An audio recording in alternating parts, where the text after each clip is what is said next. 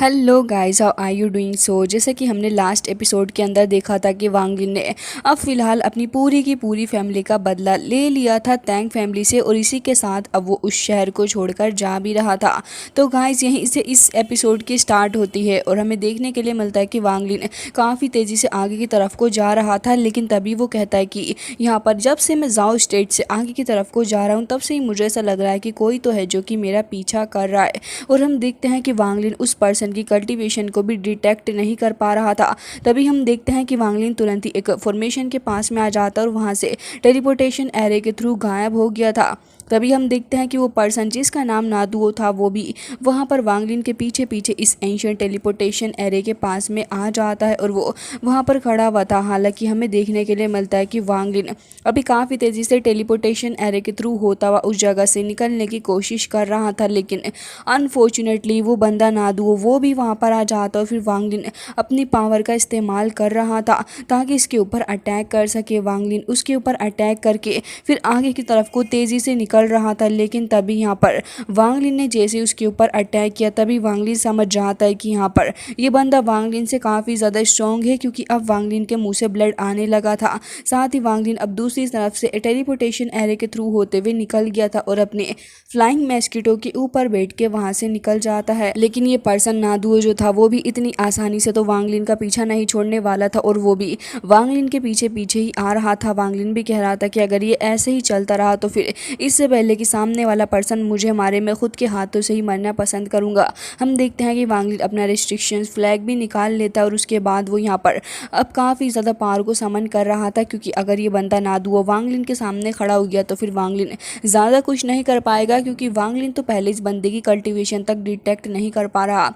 तभी हम देखते हैं कि नादुओ वांग लिन के पास में आके खड़ा हो जाता और वैसे ही वांग लिन को सामने देख के वो उसके फ्लैग को भी देखता और कह रहा था कि ये फ्लैग तो वाकई में काफ़ी ज़्यादा स्ट्रॉन्ग है और यहाँ पर मैं एक्सपेक्ट नहीं कर रहा था कि इस छोटे बंदे के पास में, यानी कि कल्टीवेशन के हिसाब से तो वांग लिन छोटा ही है, तो कह रहा था कि मुझे उम्मीद नहीं थी कि इसके पास में इस तरीके का खास ट्रीजर भी मुझे देखने के लिए मिल जाएगा। साथ ही अब वो वांग लिन की शक्ल को देख रहा था और वांग लिन भी इसे ही देख रहा होता और कह रहा था कि अच्छा ही हुआ कि यहाँ पर मैं पहले बच के आ गया, और साथ ही कह रहा होता है कि अब मुझे यहाँ से निकल के जाना होगा।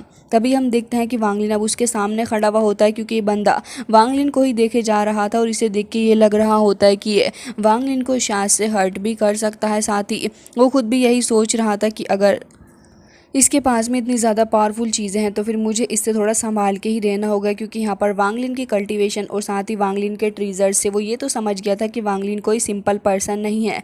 तभी हम देखते हैं कि वो अब वांग लिन से सीधे सीधे बात करने लग गया था और कह रहा था कि मुझे वो बैग दे दो जो कि तुमने लैंड ऑफ सेरेस से लिया था। जिसके बाद वांग लिन को याद आ जाता है कि हाँ, जब वो एक टेंपल के पास में गया था तब उसे वहाँ पर से वो बैग मिला था और वांग लिन को तुरंत ही इस बैग के बारे में याद आ गया था। तभी वांग लिन कहता है कि सीनियर, आपको ये चाहिए था। इसके बाद हम देखते हैं कि यहाँ पर वांग लिन उस बैग को शो करता है। तभी ये बंदा नादुओ भी कह देता है कि हाँ, तो वांग लिन उसे तुरंत ही उसको ये देख देता है और साथ ही वो बंदा कहने लग गया था कि उस वक्त मैं बहुत ही ज़्यादा इंजर्ड हो गया था और जब मैं उस जगह से निकल के भागने की कोशिश कर रहा था और मैं गॉड ऑफ सेरिस के अंदर भी गया था ताकि वहाँ पे जाके मैं और ट्रीजर को कलेक्ट कर सकूँ, लेकिन वहाँ पर मुझे नहीं पता था कि मेरे साथ में इतना बड़ा डिज़ास्टर आ जाएगा। गुओमो और उसके लोगों से बचने के लिए मैं जल्दी से इस टेम्पल के अंदर चला गया और वहाँ जाने के बाद मैंने इसको छिपा भी दिया था ताकि कोई भी इसे मुझसे ना छीन सके। उसके बाद वो वहाँ से गायब हो गया था। हालांकि तभी हम देखते हैं कि यहाँ पर अपने बैग को लेने के बाद वो कह रहा था कि उसके बाद तुमने ये बैग मुझसे ले लिया। हालांकि तभी वांग लिन कह रहा था कि मैंने आपका बैग आपको रिटर्न कर दिया है और अब मैं यहाँ से जा रहा हूँ। लेकिन हम देखते हैं कि बंदा नादुओ वांग लिन के ऊपर तुरंत ही अटैक कर देता है।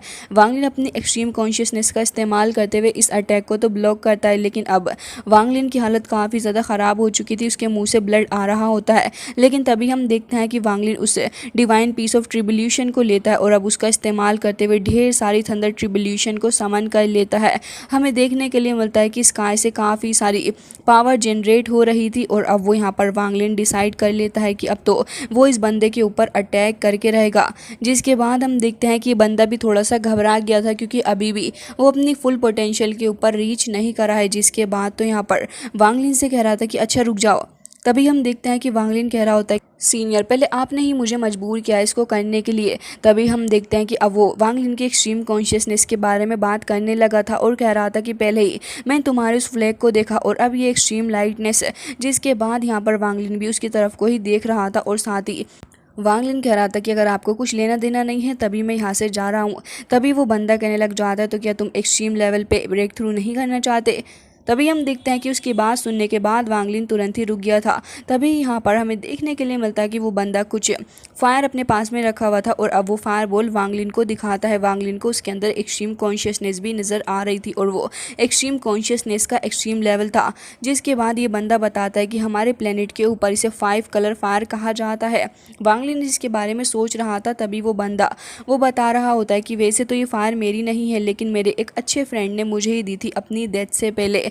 साथ ही वांगलिन इसके बारे में सोचने लगा था तो वो बंदा कह रहा होता है कि तुमने मुझे उसके बारे में याद दिला दिया। एक मॉन्क जो कि एक्सट्रीम पावर को अपने पास में रखता है, सिर्फ वो ही इस पावर को अपने पास कैरी कर पाता है।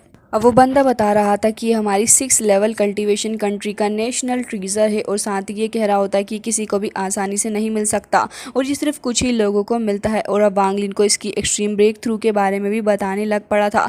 जिसके बाद हम देखते हैं कि वो अब अपने बैग को देखने लग पड़ा होता है। अपने बैग को हासिल करने के बाद वो काफ़ी खुश नज़र आ रहा था और कह रहा था कि अगर तुम्हारे अंदर क्वालिफिकेशन है तो अगर तुम चाहो तो फिर हमारे 5 एलिमेंट के अंदर आ सकते हो। अपने प्लेनेट के बारे में बता रहा था और कह रहा होता है कि मेरा नाम नादू है, चाहे तो वहाँ जाना, मैं तुम्हारी हेल्प करूँगा। जिसके बाद वो तो वहाँ से चला गया था। लेकिन अब वांगलिन यही सोच रहा था कि अच्छा हुआ फाइट नहीं हुई, क्योंकि अगर ऐसा होता तो वांगलिन को भी पता था कि आगे क्या हो सकता था। हालांकि इसके बाद हम देखते हैं कि वांगलिन अब एक केव के अंदर आके बैठ जाता है और अब यहाँ पर आने के बाद वांगलिन अपनी कल्टीवेशन को कर रहा था। जिसके बाद हमें देखने के लिए मिलता है कि वांगलिन को अब अपना नेक्स्ट ब्रेक थ्रू करना था, जिसके लिए वांगलिन को अब अपनी लाइफ एक ह्यूमन की तरह जीनी थी। वांगलिन इसी सोच में बैठा हुआ था और कह रहा होता है कि अगर इस रीइंकार्नेशन को करना है तो इसके लिए मुझे हेवन एंड अर्थ को समझना होगा। साथ ही हम देखते हैं कि वांगलिन ये भी कह रहा था कि मुझे हेवन की अंडरस्टैंडिंग को समझना होगा, अपनी लाइफ को रिस्क में डाल के और साथ ही इन सारी ही चीज़ों को समझ के तभी मैं अपने ब्रेक थ्रू को कामयाब कर पाऊँगा।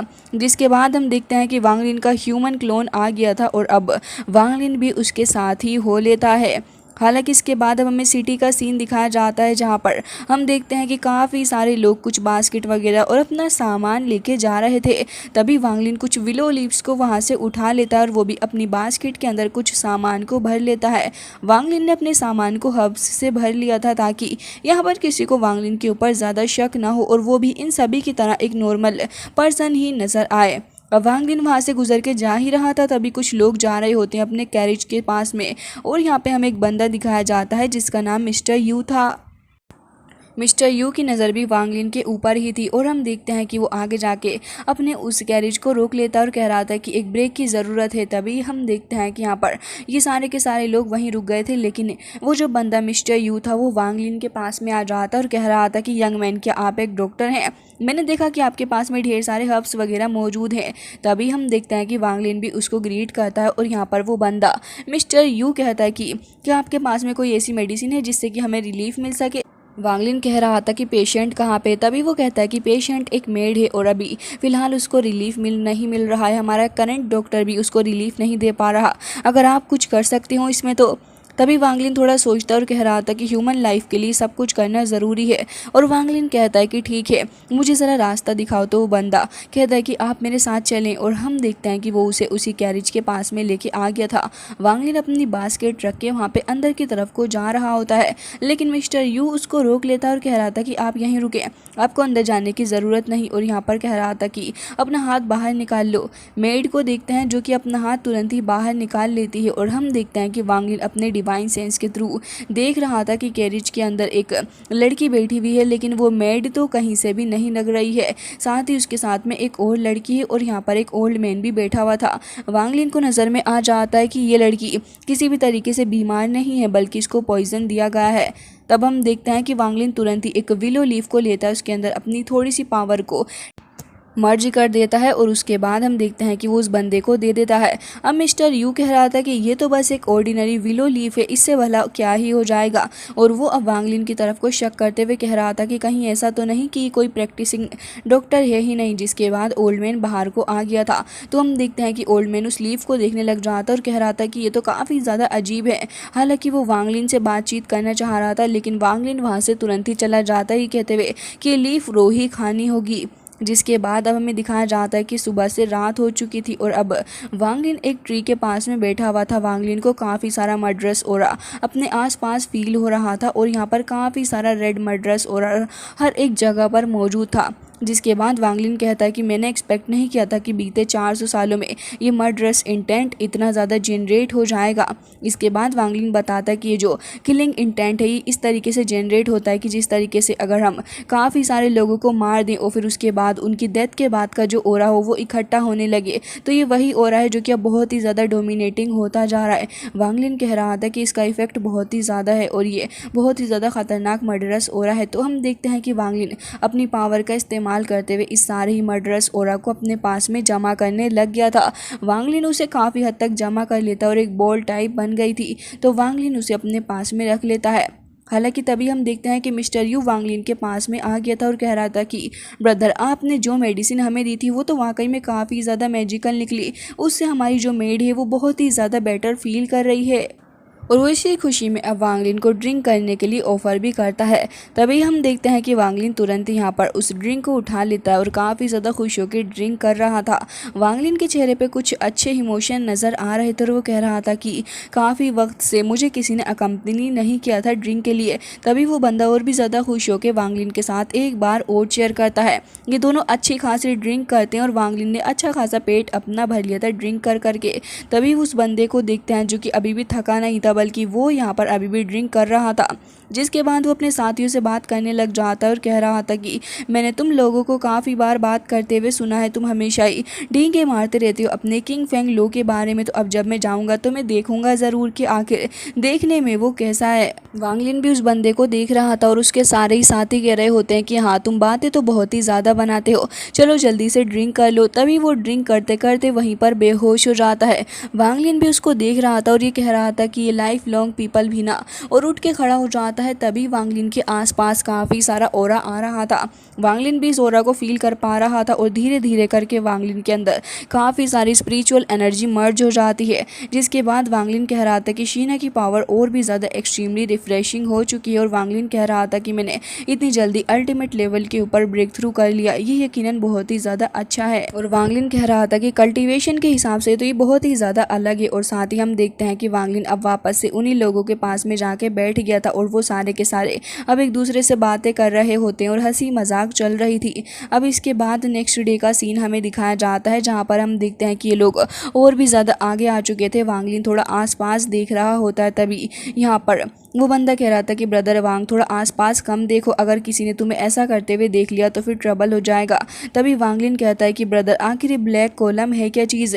जिसके बाद वो कहता है कि वो एक इमोर्टल टॉम्ब है, तुम्हें शायद इसके बारे में नहीं पता, लेकिन ये तभी वो कहता है कि ये काफ़ी ज़्यादा पावरफुल कैपिटल है हमारे इस साउथर्न कंट्री का। और ये कहता है कि ये जो प्रोटेक्टेड करा जा रहा है वो यहाँ पर 4 फैक्शन अलायंस के द्वारा करा जा रहा है, जो कि इमोर्टल अलायंस है। तभी हमें देखने के लिए मिलता है कि इस जगह के अंदर तो एक मॉन्क भी बैठा हुआ था, लेकिन उसका फेस हमें यहाँ पर नहीं दिखाया जाता। जिसके बाद वांगलिन उससे कहता है कि मुझे नहीं पता था कि ब्रदर यू, आप इमोर्टल लोगों के सीक्रेट इतने ज़्यादा अच्छे से जानते हैं, और आखिर ये 4 फैक्शन अलायंस का मतलब क्या है। तभी वो कहता है कि हमारे नियर में साउथर्न कंट्री है और यहाँ पर जो 4 मेजर सेक्ट हैं वो इमोर्टल कल्टीवेशन के हैं। जिसके बाद वो बताता है कि यहाँ पर अपर साइड में बायुन सेक्ट है जो कि पहाड़ों के बीच में है। और फिर अब वो सेकंड सेक्ट के बारे में बताने लग गया था और वो कह रहा होता है कि वो वाटर के नीचे मौजूद है। जिसके बाद अब वो थर्ड सेक्ट के बारे में बताते हुए कहता है कि वो एक क्लिफ के ऊपर मौजूद है और बहुत ही ज़्यादा ब्यूटीफुल भी है। और अब लास्ट में वो बताता है सोल हंटिंग डीमन के बारे में, जो कि काफ़ी ज़्यादा ख़तरनाक सेक्ट है। जिसके साथ ही अब हमें पता चलता है कि चारों के सारे चारों जो फ्रैक्शंस हैं वो सारे के सारे इंडिपेंडेंट हैं और खुद से ही अपना काम करते हैं। ये मॉर्टल वर्ल्ड से डिसाइबलों को रिक्रूट कर लेते हैं और उसके बाद अगर कुछ भी उल्टा सीधा होता है तो फिर एक दूसरे की हेल्प भी करते हैं। वो ये भी बताता है कि जो 4 फैक्शन अलायंस है ये सारी की सारी एक काफ़ी ज़्यादा पावरफुल अलायंस में से एक है। और ये भी कह रहा था कि ब्रदर, वैसे तो मैं तुमसे कुछ छुपाना नहीं चाहता, लेकिन मेरा भी बचपन से यही ड्रीम था कि मैं बड़े होकर एक इमॉर्टल बन जाऊं, लेकिन प्रिंस नान के मेरे ऊपर बहुत ही ज़्यादा एहसानात रहे और मैं उन्हें एम्बैरेज भी नहीं करना चाहता था। तभी हम देखते हैं कि वांग लिन अपनी पावर के थ्रू इस बंदे की बॉडी के अंदर देखता है तो उसे समझ आता है कि इस बंदे की जो लाइफ रूट है वो वाकई में काफ़ी ज़्यादा स्ट्रॉन्ग है। और अब वो बंदा ये भी कह रहा था कि अगर मुझे एक चांस मिलता तो शायद से अब तक मुझे इमॉर्टल वेले के किसी न किसी सेक्ट ने तो डिसेबल बना लिया होता।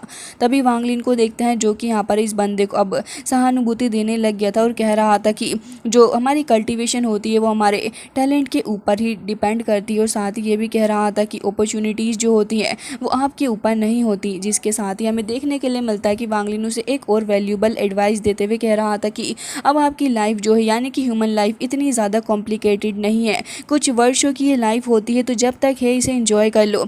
जिसके बाद यहाँ पर मिस्टर यू उसको कह रहा था कि हाँ तुमने बहुत ही अच्छी एडवाइस दी। साथ ही हम देखते हैं कि अब इन लोगों का साथ खत्म हो चुका था और वांग लिन अपने हॉर्स पे से उतर के जा रहा होता है। तभी यू उसे रोकता है और कह रहा था कि ये लो, मैंने इसके अंदर 10 सिल्वर टेल्स रख दी हैं जो कि तुमने हमारी मदद की उसके लिए। वांग लिन उनको ले लेता है और उसका शुक्रिया भी अदा करता है। हालांकि इसके बाद अब वांग लिन का सफ़र अकेला तय होना लिखा था तो वांग लिन अकेला ही जा रहा था, लेकिन तभी वो नोटिस करता है कि कोई तो एक काफ़ी ज़्यादा बूढ़े आदमी को बाहर फेंक के मार रहा है। और यहाँ पर इस बूढ़े आदमी के ऊपर ये इल्ज़ाम लगा था कि नेबर के सन इन लोगों को ऐसे कपड़े चेंज करते हुए देख रहा था। सारे ही लोग उसे काफ़ी ज़्यादा बुरा भला कह रहे होते हैं और कह रहे थे कि इतने ज़्यादा ओल्ड होने के बाद भी इसकी हरकतें कितनी ज़्यादा शर्मनाक हैं, अगर ये मुझे रोज़ मिले तो मैं इसे तो रोज़ पीटूँ। जिसके बाद हम देखते हैं कि अब यहाँ पर उस बूढ़े आदमी ने वांग लिन को देख लिया था तो वो वांग लिन के पीछे पीछे जा रहा था।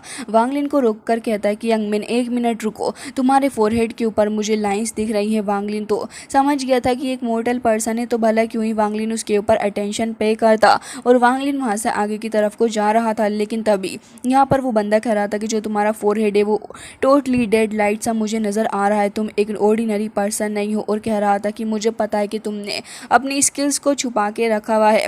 तो यहाँ पर वांग लिन को अब थोड़ा थोड़ा शक इस बंदे के ऊपर होने लगा था। साथ में अब ये बूढ़ा आदमी ये भी कह देता है कि मुझे पता है कि तुम्हें गाइड करने के लिए कोई भी नहीं है, लेकिन मैं तुम्हें बता दूं कि तुम्हारे लिए इस लाइफ के अंदर रीइंकारनेट करना काफ़ी मुश्किल रहेगा। ये सुनने के बाद तो यहाँ पर वांग लिन अब शौक हो जाता है और कह रहा था कि इसे इस सारी चीज़ों के बारे में भला कैसे पता चल गया। वांग लिन तुरंत ही पलट के कहता है कि आखिर तुम कौन हो। तभी यहाँ पर ओल्ड मैन कह रहा था कि तुम्हें ये सब कुछ जानने की ज़रूरत नहीं है। और यहाँ पर यह भी कह रहा था कि मुझे पता है कि तुम्हें अपना स्पिरिचुअल ट्रांसफॉर्मेशन स्टेज से आगे निकलना है और इसी के लिए तुम काम कर रहे हो। तो वांग लिन तो अब और भी ज़्यादा शॉक्ड हो जाता है और अब इस ओल्ड मैन की तरफ को देख रहा था।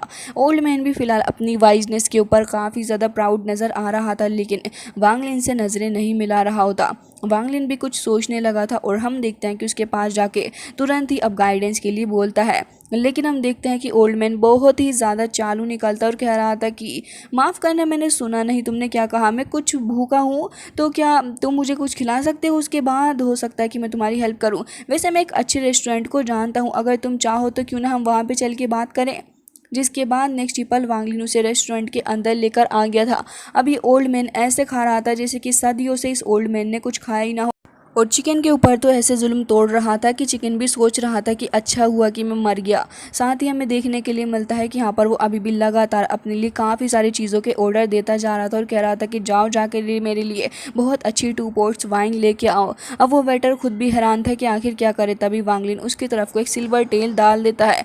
ऑलरेडी ये बंदा इतना ठूस चुका था, लेकिन अभी भी इसको और भी ज़्यादा खाना था। अब वांग लिन कह रहा था कि क्या मैं अब आपसे पूछ सकता हूँ कि मैं आखिर कैसे अपनी पावर को और ज़्यादा बढ़ा सकता हूँ।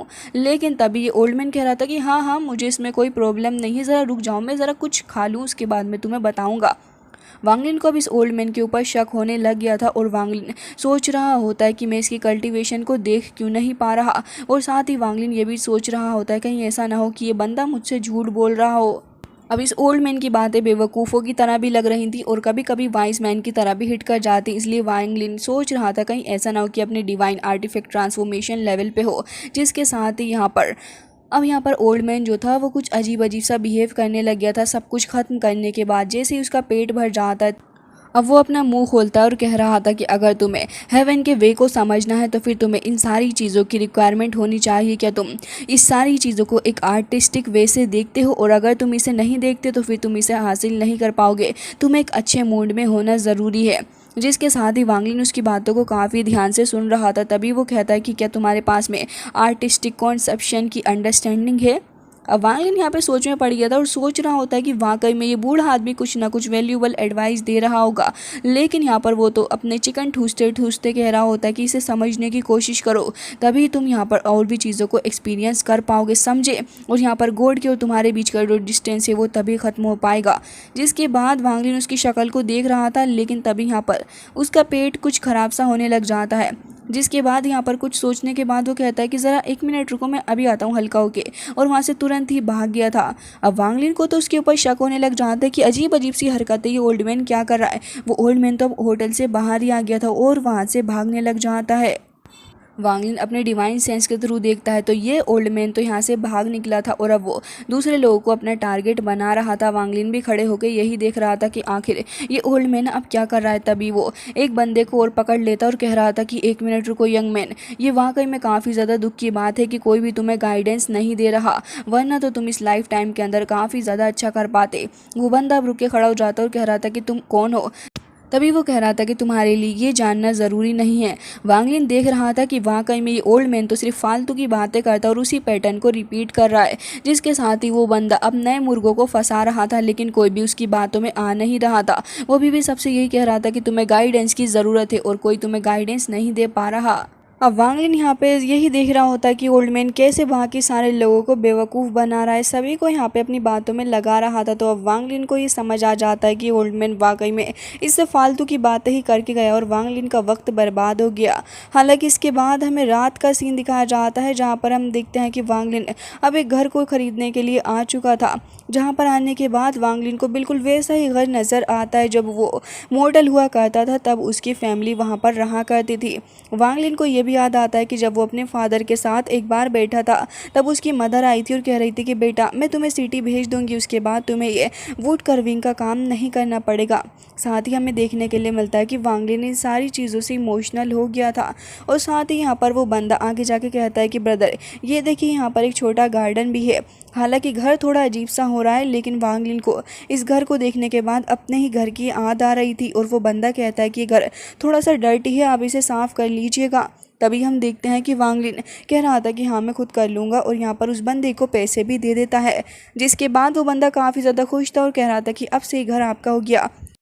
वांगलिन को देखते हैं जो कि फ़िलहाल यहाँ पे अब इस घर की सफाई करने लग पड़ा था। और कुछ वक्त तक सफाई करने के बाद वांगलिन अब वुड कर्विंग शुरू कर देता है। वो कुछ बच्चों को भी देखता है जो कि इस घर के पास खेल रहे थे। वो अपने पेरेंट्स के पास चले जाते हैं और अपनी मदर के साथ खेल रहे होते हैं। साथ ही वांगलिन अब ये कह रहा था कि मैं इस सिटी के अंदर छिपा हुआ हूँ, इस अंधेरे में छिपा हुआ हूँ और उस ब्लड कल्टीवेशन से बहुत ज़्यादा दूर हूँ, शायद से यही एक मॉर्टल लाइफ है। और यहाँ पर कह रहा होता है कि वाकई में हेवन के वे बहुत ही ज़्यादा अनप्रिडिक्टेबल होते हैं। हालांकि हम देखते हैं कि वो ओल्ड मैन जो कि अब तक हमें पागल नज़र आ रहा था, वो असल में पागल नहीं होता, बल्कि वो तो सब कुछ देख पा रहा था वांगलिन के बारे में। और हम देखते हैं कि एक लेडी उसके पास में आ गई थी जो कि उसके साथ में कुछ अजीब अजीब सी हरकतें कर रही होती है। और वो ओल्ड मैन अभी वांगलिन के बारे में ही सोच रहा था। सो गाइज़ इसी के साथ आज का ये एपिसोड हो जाता है एंड आई होप कि आपको ये पसंद आया होगा। एंड गाइज़ आज के इस एपिसोड में हमें मिस्ट्री मैन के बारे में काफ़ी कुछ देखने के लिए मिला। तो आपको इस मिस्ट्री मैन की हरकतों के बारे में क्या कहना है जो कि पड़ोसियों के लड़कों को जाकर देखता है? प्लीज़ इसके बारे में कमेंट करके ज़रूर से ही बताइएगा। मैं मिलती हूँ आपसे नेक्स्ट वीडियो में, तब तक के लिए bye bye, take care of yourself.